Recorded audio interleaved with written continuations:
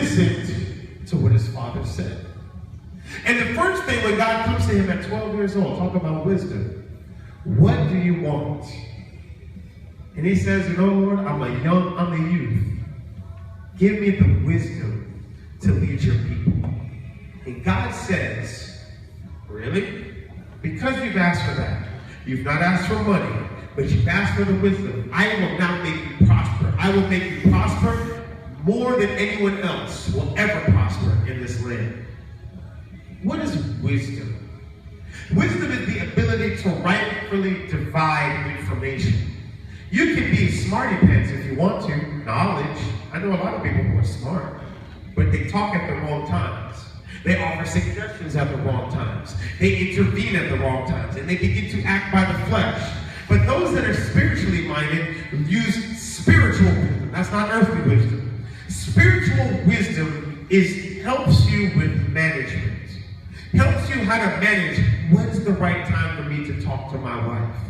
When's the right time for me to speak to my husband, my boyfriend? When's the right time? And when I speak to him, what should I say? When's the right time for me to discipline my children? When's the right time for me to speak to them? That's the wisdom of God. You got to pray for the wisdom of God. And you need self-management to manage a territory. You cannot take over a world. You cannot take over a town. You cannot even take over your own household unless you take over your own head.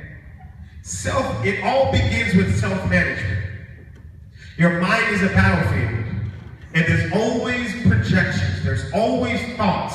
You can't do it. You're going to die without doing it. It's not going to work this way. No one believes in you. No one likes you. No one forgot about you. No one cares about what you're doing. No, no, no, no, no. This and that. Your body's not going to make it. You've got to preach and pray 2 Corinthians 10:4. When these things start to come over you to try to prevent you from having self-governance, self-control, self-management, you pray, I take every thought captive.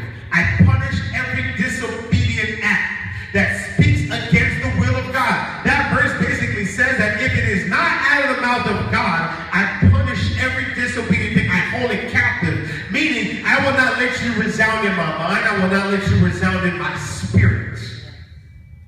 Because those things are the seeds that help you begin to malfunction. A malfunction is when you don't function according to the way that you were created. That's a malfunction. Many people go to the grave and die with their ideas because they malfunctioned.